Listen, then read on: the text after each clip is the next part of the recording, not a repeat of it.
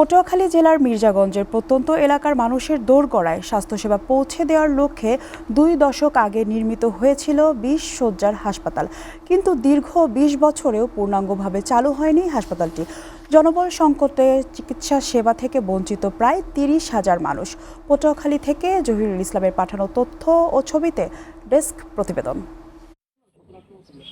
পটুয়াখালীর মির্জাগঞ্জ উপজেলার কাঁঠালতলী 20 শয্যা বিশিষ্ট হাসপাতাল প্রায় 2 দশক আগে নির্মাণ হলেও আজও চালু হয়নি পূর্ণাঙ্গ চিকিৎসা সেবা।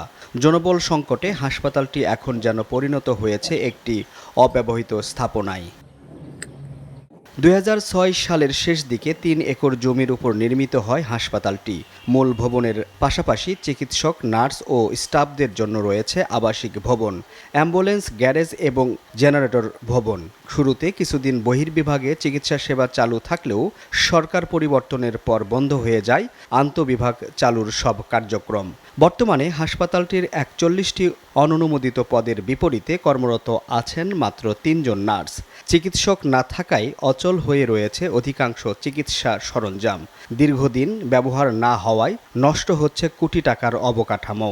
আওয়ামী লীগ সরকার আসার পর চালু তো করেই নাই, বরং এখানের যে ইনস্টলমেন্টগুলো ছিল, দামি দামি ইনস্টলমেন্ট, সেগুলো বরং এখান থেকে সরাইয়া অন্যত্র নিয়ে গেছে। কোয়ার্টার এবং হাসপাতালের ভিতরের অংশ সব কিছু নষ্ট হয়ে গেছে। অন্তত 20 কিলো রেঞ্জের যত লোক আছে, আমরা এই হসপিটালের আওতাধীনে আমরা চিকিৎসার থেকে একেবারে অবহেলিত। গাইনি এবং অন্যান্য আনুষঙ্গিক যত চিকিৎসা আছে, এমার্জেন্সি চিকিৎসা, সেটার জন্য তাদেরকে অনেক দূরে যেতে হয়, তখন অ্যাম্বুলেন্স সার্ভিসও পাওয়া যায় না। স্বাস্থ্য বিভাগ বলছে হাসপাতালটির সংস্কার এবং অর্থনৈতিক কোড চালুর জন্য আবেদন করা হয়েছে।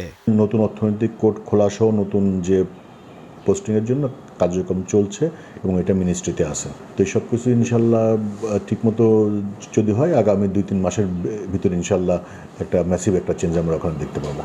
এলাকাবাসীর দীর্ঘদিনের এই ভোগান্তির কথা স্বীকার করে হাসপাতালটি দ্রুত পূর্ণাঙ্গভাবে চালুর আশ্বাস দিয়েছেন পটুয়াখালী 1 আসনের সংসদ সদস্য এয়ার ভাইস মার্শাল অবসর Altaf Hossain Chowdhury.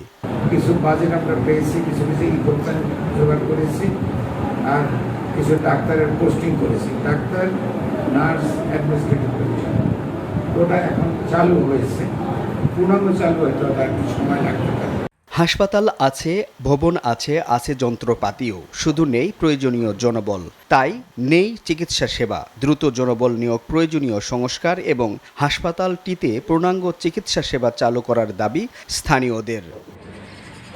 SA TV news desk.